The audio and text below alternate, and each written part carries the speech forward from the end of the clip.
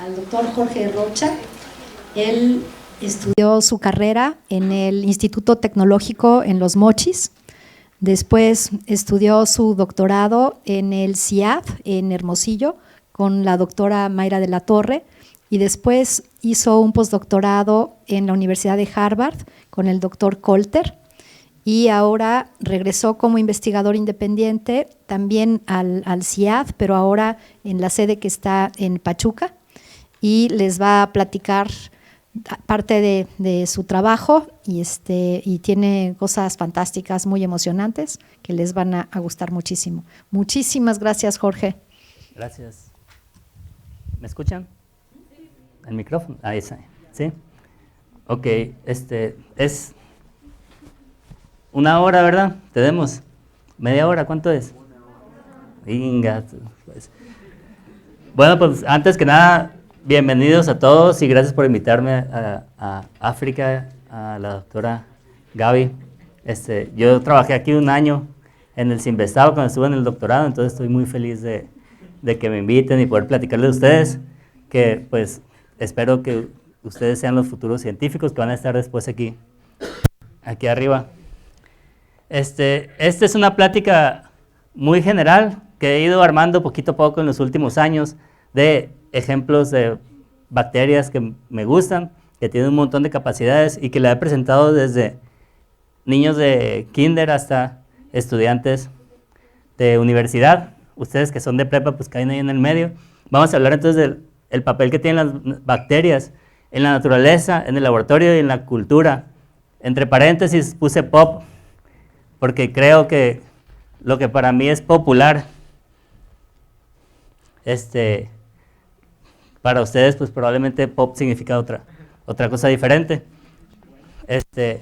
Y la primera vez que di esta plática pues se llamaba así nada más, las cosas cool que hacen las bacterias. Tenía unos 5 ejemplos, ahorita he ido metiendo, quitando otros. En algún momento van a haber muchas referencias a superhéroes, pero no tantas porque ustedes no están tan chiquitos. Si estuvieran en kinder, sí les hubiera puesto videos y todo. La pregunta central que me gusta plantear al inicio de esta plática es por qué los organismos en la Tierra somos tan diversos. ¿Alguien tiene alguna idea?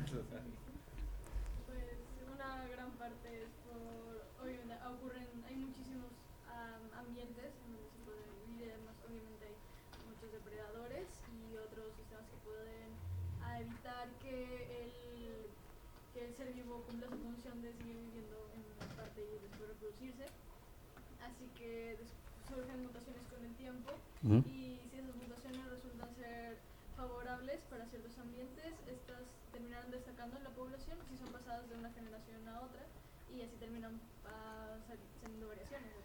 No, pues ya terminamos, gracias. Muy bien, exactamente. Es el ambiente y es la capacidad de sobrevivir y reproducirse. Entonces, claro que todo el mundo sabemos quién es. Charles Darwin.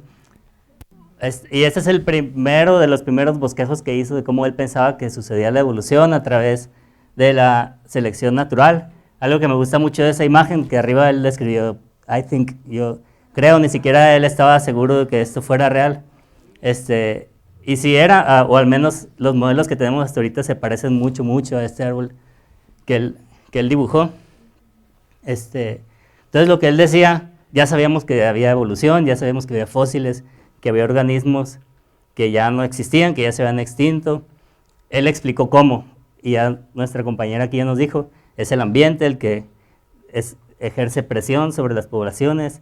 Cuando una mutación favorable emerge y tiene más capacidad para reproducirse, es la mutación que se va fijando en ese ambiente.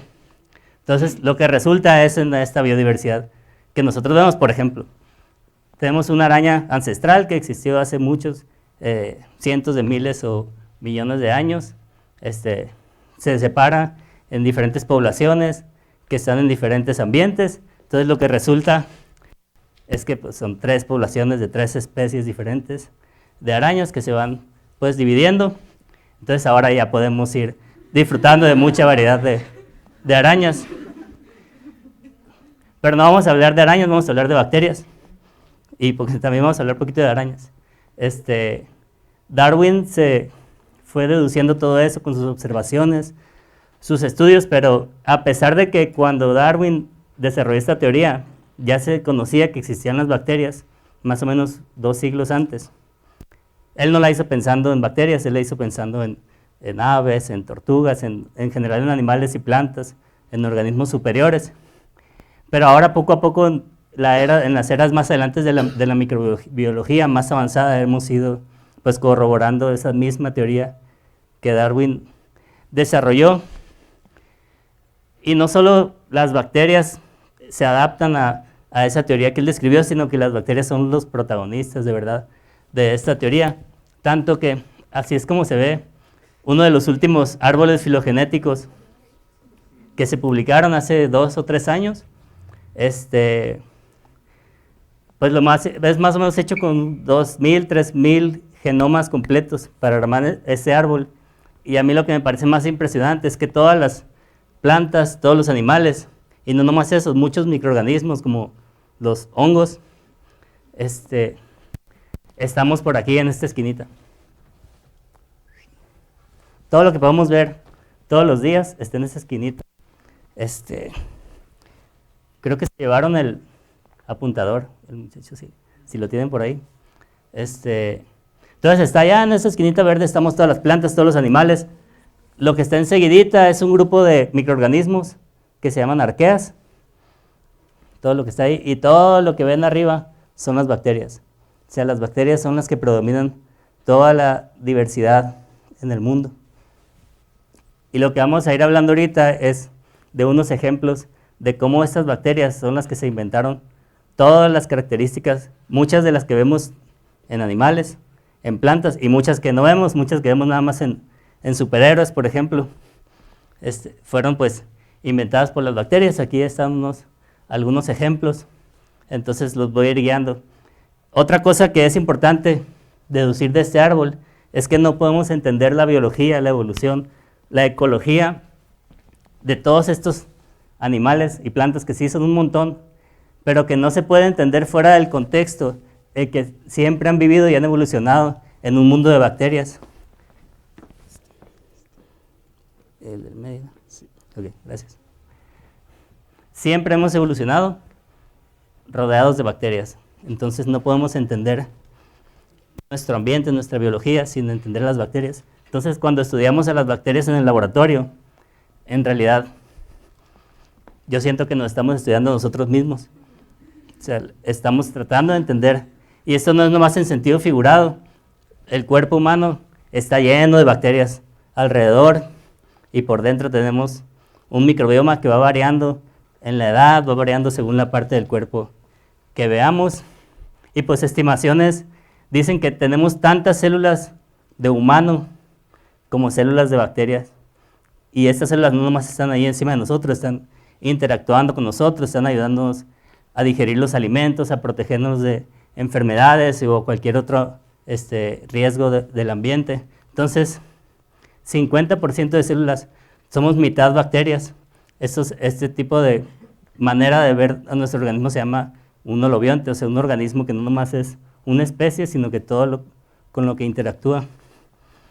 Y esto pues no nomás son números, no, hay estimaciones serias de cuántas células tenemos, cuántas bacterias hay, varía un poquito. Por ejemplo, antes y después de ir al baño va variando cuántas bacterias tenemos. Además, durante la evolución, ¿han escuchado lo que es la teoría de la endosimbiosis? ¿Quién? Levante la mano. ¿Qué es? Pues la propuso Tim Margolis y se trata acerca de la evolución simbiótica que tuvo una bacteria que engulló posteriormente a otra para dar origen a la célula eucariota. Por ejemplo, la mitocondria parece que proviene de una bacteria endosimbiótica. Entonces, el origen de las células animales, por ejemplo, no se puede entender sin ver cómo dentro de la célula animal están las mitocondrias que parecen que están infectando a la bacteria, sobre todo si comparamos una infección que es esta del lado izquierdo, con cómo se mueven los mitocondrias dentro de una célula. Yo no veo mucha diferencia y tampoco en sus genes se ven diferencias. O sea, realmente son bacterias que viven adentro de las células, de cada célula. Entonces, otra vez, no se puede entender la biología de los animales y las plantas sin entender a la de las bacterias. Entonces, esto es una infección. Esta es una célula totalmente sana con sus mitocondrias.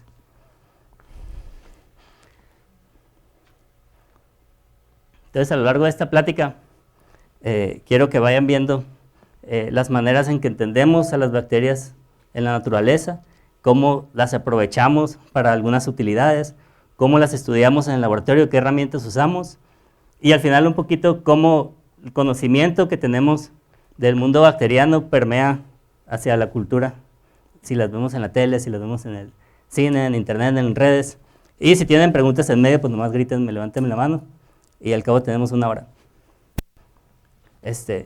La guía para entender esta plática, para entender el mundo bacteriano, es que las bacterias viven en su propia escala, de tamaño sobre todo. No las puedes ver, necesitas instrumentos, necesitamos herramientas para cultivarlas en el laboratorio, pero también equipos como los microscopios para lograr ver, porque son muy, muy pequeñas. Y no solo en su escala de tamaño, también viven en su propia escala de tiempo. Tal vez no podemos ver todos los fenómenos que llevan a cabo en un día, pero si hacemos un video que dure un mes, podemos ver nuevos fenómenos, o si los estudiamos en etapas geológicas, en miles o millones de años, podemos encontrar cosas nuevas que hacen. Las bacterias son más numerosas y más diversas que todos los animales y todas las plantas. Eso ya lo vimos en el árbol, entonces, por lo tanto, tienen muchas más capacidades. No todas causan enfermedades, de hecho son muy, muy poquitas. Son excepciones las que llegan a causar enfermedades en plantas o en animales. La gran mayoría están en el ambiente y interactuamos con ellas todo el tiempo y no nos causan pues ninguna enfermedad. Y tienen muchas utilidades, incluso como obras de arte. Entonces, algunas de las cosas que más o menos necesitan tener en cuenta para entender esto también son diferentes herramientas que usamos. Estos son, por ejemplo, 3 tipos de microscopía y nos dicen, a pesar de que todo es microscopía, nos dicen información muy diferente. Por ejemplo, en la microscopía óptica podemos ver el contorno o la parte interna de las células de las bacterias o de otros organismos microscópicos. En microscopía de fluorescencia, ya les enseñé algunas imágenes, podemos oscurecer todo y solamente iluminar partes específicas que nos interesan de las células y observarlas, medir su número, sus actividades, ¿sí? Para que esto ocurra, o sea, simplemente con mandar una luz directamente ya se puede percibir, o necesitamos agregar algún tipo de fluorescencia aparte.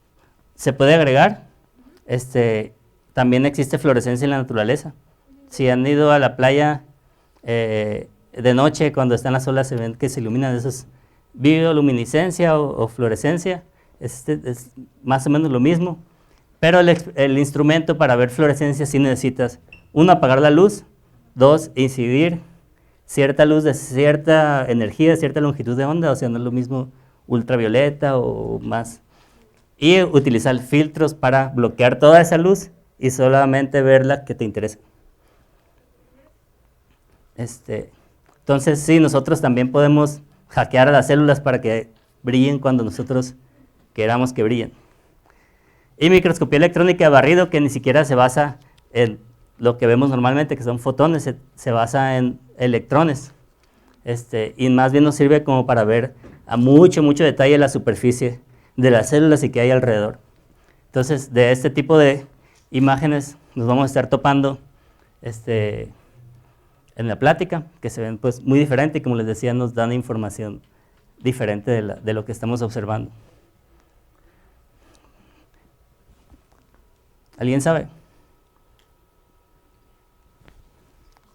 celular es el petricor que le llaman, lo producen las bacterias. ¿Qué bacterias?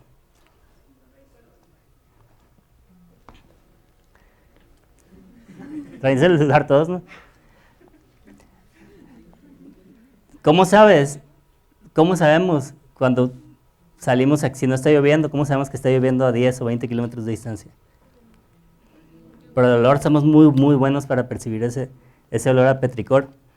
Resulta que es una molécula, resulta que es de las bacterias y es de un grupo de bacterias específico que es muy, muy abundante en el suelo, que se llaman actinobacterias.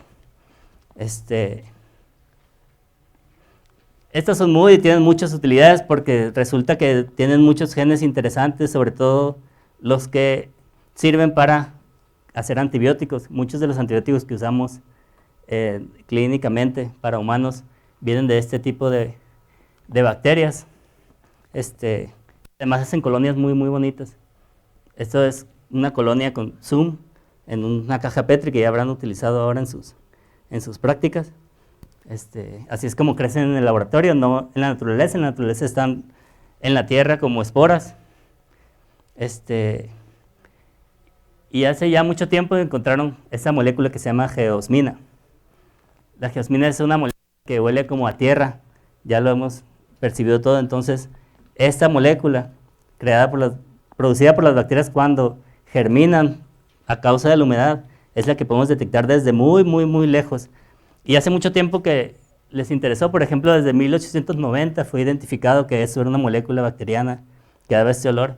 1960 fue aislada, identificada la estructura, etc. Y lo interesante es que somos muy, muy, muy sensibles. Si han olido pues el ácido acético como el vinagre, son olores muy fuertes que puedes percibir desde muy lejos. Pues casi 1000 veces menos concentración podemos percibir de esta molécula. Entonces es fácil imaginarnos que evolucionamos para percibirla así. ¿Por qué? Porque nos da una ventaja. Nuestros ancestros tal vez cuando estaban buscando agua, era una ventaja para ellos saber dónde estaba lloviendo y caminar para allá, encontrar el agua porque ahí es donde está pues la vida. Entonces la lluvia no huele a lluvia ni huele a tierra, huele a bacterias. Y establecen esta interacción muy interesante con nosotros para mí.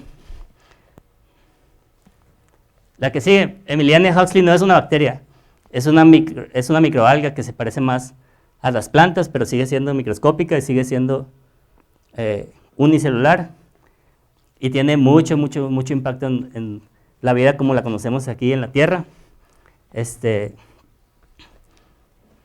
Hace varias cosas interesantes. Entonces es una planta marina microscópica, es una microalga. Si la vemos en microscopía óptica se ve así, tiene estas estructuras alrededor como como un caparazón. Y es uno de esos pocos organismos que podemos detectar desde el espacio. Hay veces con ciertas condiciones, existen los blooms algales. Si alguien ha vivido o vive cerca de la costa, habrán escuchado la marea roja. Es otro tipo de alga que en ciertas condiciones empieza a crecer excesivamente y pues este es un bloom algal de Emiliania Huxley. Entonces son muy, muy abundantes en el mar. Y resulta que este caparazoncito que ven aquí, si lo vemos en microscopía electrónica, se ve así. Este se llama cocolito. Tiene un montón de estos, sí, cocolitos se llaman, y están hechos de carbonato de calcio. Entonces resulta que toda Europa, por mucho, mucho tiempo, tuvo este tipo de blooms algales y el fondo marino se fueron acumulando este carbonato de calcio en fósiles. Y ahorita si van a Inglaterra o a Francia, ya con los cambios geológicos después de millones y millones de años, estas montañas que son muy bonitas, tienen color blanco. Si toman una muestra y la ven en el microscopio, lo que encuentran son cocolitos. Todo el suelo continental de Europa está formado por fósiles de algas que son ancestrales a Emiliania Huxley. Entonces, son ancestrales a esto. Entonces, es un microorganismo de tanto impacto que ahora ha cambiado nuestro paisaje. Entonces, ustedes pueden ir a muestrear. Y además, a lo largo de muchos años, eso de estar absorbiendo dióxido de carbono y estar formando carbonato de calcio ayudó a que en la Tierra muy, muy, muy primitiva disminuyera el nivel de dióxido de carbono en la atmósfera y pudiéramos evolucionar los animales que pues respiramos oxígeno. Además, produce una molécula que se llama DMS, que se va a la atmósfera y tiene la capacidad de condensar agua, de nuclear el agua. Entonces es un alga que controla el clima. Cuando hay estos blooms algales se acumula esta molécula y es más probable que llueva, entonces bloquea su mismo crecimiento porque bloquea los rayos del sol, que es lo que necesitan las plantas para crecer. Entonces una bacteria, es un alga que puede controlar el clima. ¿Preguntas? ¿Todo bien? Bacterias luminiscentes y fluorescentes. Ah, perdón, sí. Es que en ese caso se podrían utilizar para reducir las cantidades de dióxido de carbono por los problemas que estamos viendo en fábricas, tal vez en ciudades.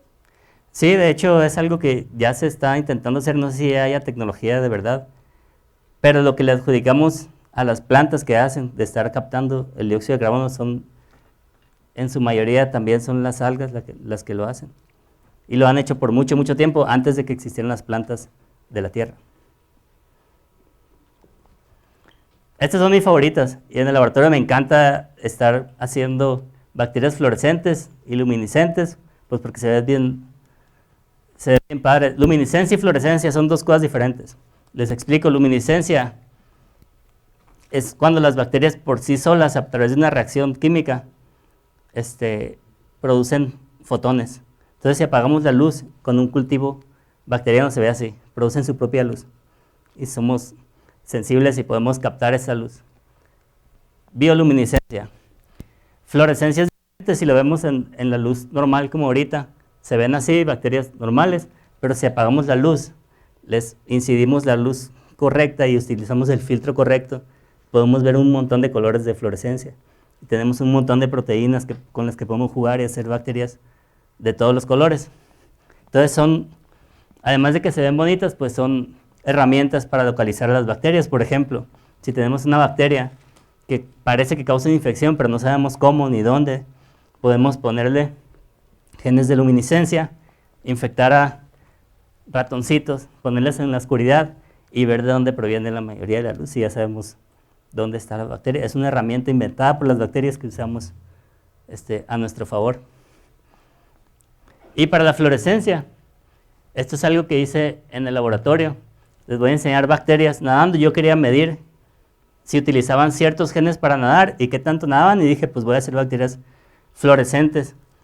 Así es como se ven las bacterias en microscopio cuando están nadando.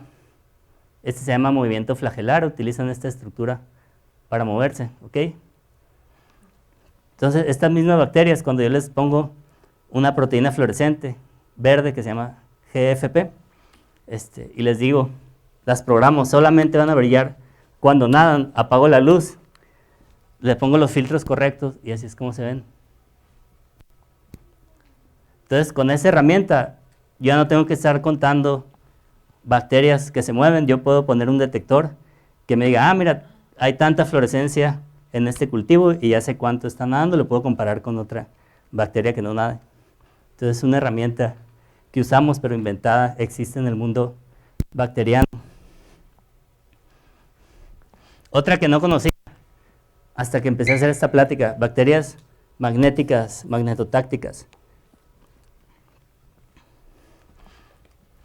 El mundo es como un imán gigante y de algo nos sirve ese campo magnético para protegernos de los vientos solares, de los rayos del sol, de la radiación solar.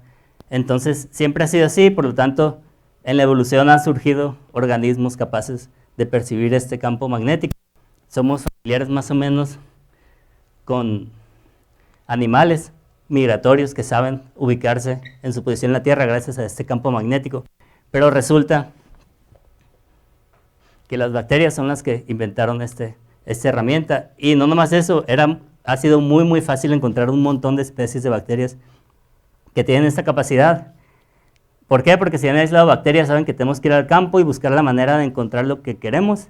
Entonces si agarramos un imán y vamos al agua, lo que vamos a encontrar son bacterias que se pegaron al imán, y de esta manera hemos encontrado un montón de bacterias magnéticas.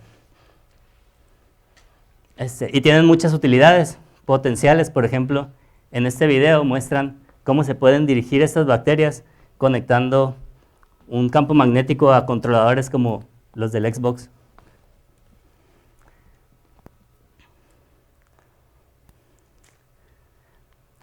Esto es una célula y estas son las partículas magnéticas. Originalmente ese video trae la canción de Caballo Dorado. Entonces, con un control podemos decirle a las bacterias a dónde ir por esa capacidad que tienen. Hablamos ahorita de la mitocondria. ¿Qué ejemplo tenemos de que las bacterias puedan darle tanta capacidad a una célula para que se meta dentro de ella y vivan juntas? Pues acabo de encontrar este ejemplo de bacterias magnéticas. No son endosimbiosis, estos son ectosimbiosis. Este es un protozoario que es como un animalito pequeño unicelular que vive en el agua y resulta que encontraron que era magnético. Aquí se ve cómo pueden prender el campo magnético y cuando lo apagan se van. ¿Okay? Entonces querían buscar de dónde venía esta capacidad de este protozoario. No es una bacteria, es un protozoario. Y lo que encontraron es que tiene un montón de bacterias pegadas alrededor, bacterias magnetotácticas que son las que dan la capacidad de saber dónde está el campo magnético. Lo interesante es que las bacterias ya perdieron sus flagelos para nadar, ellas nada más proveen la brújula para dónde ubicarse, y el protozoario tiene sus propios flagelos y ya sabe dónde moverse, gracias a las bacterias. Entonces esta es un ejemplo muy bonito de cómo las bacterias le pueden dar capacidades nuevas a los organismos superiores, como pasó en el caso de la endosimbiosis. ¿Qué tipo de señales dan las bacterias al protozoario para que sepa dónde moverse? La señal se la da, en este caso, el técnico que pone el campo magnético. Pero Y la bacteria, ¿cómo le dice al protozoario que el campo magnético está allá? está pegada y genera un eje magnético. Aquí está. Entonces, por ejemplo, en este caso específico, el protozoario se mueve siempre hacia el polo sur. Eso sí, ya no sé por qué. ¿Sí? Entonces, se forma como un campo magnético similar de un imán. Exactamente igual al de un imán, sí. Y el protozoario ya lo puede percibir gracias a que tiene a las bacterias pegadas y sabe dónde moverse. Sí. Y esto también se ve afectado por la temperatura. O sea, las bacterias, o sea, sí ve la temperatura de Curie, que es cuando ciertos metales ferromagnéticos pierden su propiedad ferromagnética debido a un aumento de la temperatura, ¿no? ¿Estas bacterias se podrían comportar igual? Pues es muy buena pregunta, no sé. Si la temperatura ocasiona que estas partículas pierdan su magnetismo, probablemente sí. Es sensible a la temperatura, pero no sé. Muy bien. Seguimos. Myxococcus santos. A mí me gusta estudiar mucho en mi investigación, en mi laboratorio, habilidades que se llaman colectivas de las bacterias, o sea, no individuales de una célula y de otra, sino que solamente tienen sentido y son evidentes en grupos grandes de bacterias. Y Myxococcus santos fue una de las primeras bacterias que les llamaron una bacteria social porque hacía un montón de cosas que parece que eran interesantes porque involucraban que ellas interactuaban en grupos grandes. Ahora sabemos que muchas bacterias tienen de este tipo de habilidades, pero Myxococcus te la puedes encontrar hasta en el bosque, las puedes ver a simple vista, estos que se llaman cuerpos fructíferos, que son pues parte de su ciclo de vida, se acumulan en las células hasta formar estas estructuras que son macroscópicas, no necesitas un microscopio para ver esto, y resulta que son un montón de células que forman esporas y después se dispersan y sigue su ciclo de vida. Entonces necesitan comunicarse entre ellas para hacer todo eso. Aparte, es una bacteria depredadora. En el laboratorio, si ponen un cultivo de esta bacteria, enseguida de otra bacteria, entonces que la reconoce y se la come. Esta de la izquierda es Myxococcus santos, y esta de la derecha se llama E. coli, que es la que más comúnmente usamos en los laboratorios. Este video es un timelapse que dura más o menos 4 o 5 días en estos 30 segundos de video, y lo que están viendo es como muy rápido para la escala de las bacterias no le da ni chance de crecer a E. coli cuando se la está comiendo. Y lo que va dejando aquí atrás son sus cuerpos fructíferos que también podemos ver en la naturaleza. Entonces esta es una herramienta, Myxococcus santos, para nosotros de cómo las bacterias se comunican entre ellas y logran este tipo de funciones colectivas. Otra cosa interesante que tiene esta bacteria es cómo se mueve tan rápido. Y utiliza una molécula que se llama pili, un organelo que se llama pili, y le ayuda a moverse. Lo tiene en su membrana celular. Tiene un montón de estas como su cajita de herramientas para hacer un montón de cosas. Y lo que funciona es casi como un gancho de Batman. Lo puede aventar a la superficie, se fija en la superficie y luego lo retrae, y así es como puede moverse tan rápido. Este es el pili, esta es una célula, lo lanza, se fija en el agar y ya se puede jalar la célula. Entonces hay un montón de sistemas que se secretan como esto, y este es un modelo para estudiar ese tipo de sistemas. Ok, ¿preguntas? Seguimos pues. Otra de mis favoritas. Bacterias que forman biofilms. ¿Han escuchado lo que es un biofilm?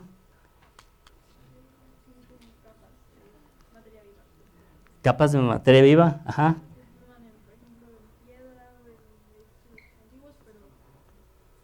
¿Cómo? Yo creo que sí serían un tipo, pero no estoy seguro. Los estromatolitos. El punto es que si nosotros buscamos dónde están las bacterias en el mundo, el 80% no viven en el agua, ni viven en medios líquidos, viven en medios sólidos y se pegan entre ellas en estas estructuras que ahora le llamamos biofilms. Entonces, si ahorita fuéramos al laboratorio de microbiología, lo más común es que veamos este tipo de medio de cultivo líquido. Cuando está transparente significa que está estéril, no hay células, y como le damos los nutrientes adecuados a las bacterias, en unas horas podemos tener pues miles de millones de células por mililitro de medio. Y así es como se ve un medio ya con crecimiento bacteriano. Pero esta es una manera, digamos, poco natural de crecer a las bacterias. A ellas les gusta más crecer como biofilms. ¿Por qué? Porque en la naturaleza no tienen esta disponibilidad de medios que les gustan tanto, de azúcar, de sales. Más bien tienen ambientes muy desfavorables como corrientes y tienen que pegarse a las piedras para sobrevivir, para reproducirse, o tienen sistemas de defensa de los seres humanos que constantemente pueden quererlas matar, que hay compuestos antimicrobianos o sistemas de defensa de las plantas. Hay radiación, hay depredadores, entonces necesitan una manera para protegerse. Y la manera en que han desarrollado es un biofilm, que es una producción de lo que le llamamos matriz extracelular, que es forma de azúcares y proteínas. Entonces forma como su propia cobijita donde mantiene sus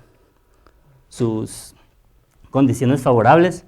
Por ejemplo, en una investigación que yo estoy buscando, si hacer un biofilm le servía a una bacteria para sobrevivir adentro de una planta y ocasionar una infección. Esta es una planta sana que no fue infectada, esta es una planta enferma que sí fue infectada, después de 20 días está muerta. Yo quería saber si ahí adentro había un biofilm bacteriano.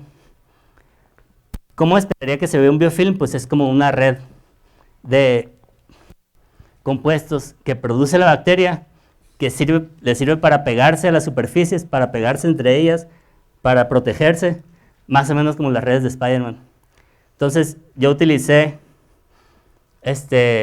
microscopía electrónica de barrido, que es la que me permite ver compuestos secretados por las bacterias, y les voy a enseñar una serie de fotografías, y ustedes me dicen si se parece o no a esto. Esto sería una foto con menos zoom, ahorita le vamos a dar más zoom adentro de la planta. Este es el sistema vascular de la planta, y estas estructuras como mini arroces que están ahí son las células de bacterias. Entonces vamos a buscar si alrededor de las bacterias hay un biofilm.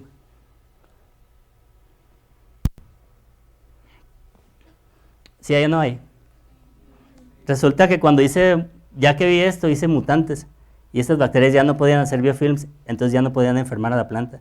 Ya ni siquiera podían sobrevivir adentro de la planta. Entonces, esta estructura es la que les permite protegerse de los sistemas de defensa de la planta. Y no nomás se puede ver en microscopía electrónica.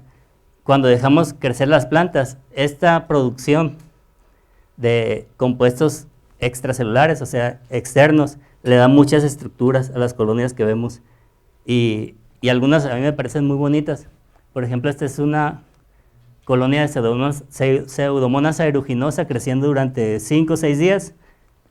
Todas estas estructuras que se forman son un resultado de la física de esta producción de compuestos extracelulares del biofilm.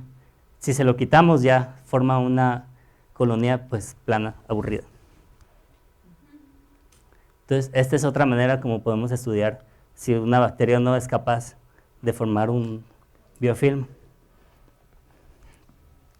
Ya vamos terminando. Entonces, habíamos hablado ahorita de dónde viene tanta biodiversidad en el mundo.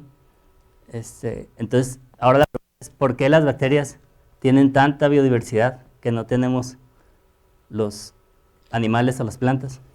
Bueno, porque desarrollan plasticidad y por eso adquieren como otras habilidades, otras componentes. Por su capacidad de evolucionar. Por ejemplo, tienen más plasticidad, ya lo vieron, y también tienen capacidad de reproducirse más rápido. Otra más. Si la primera célula animal parece que apareció, digamos, hace 500 millones de años en la Tierra, hasta hoy es el tiempo que hemos estado evolucionando los animales y plantas, animales en este caso. Las bacterias han tenido mucho más tiempo para evolucionar, 3.800 millones de años. Aquí los animales quedamos en esta puntita al final.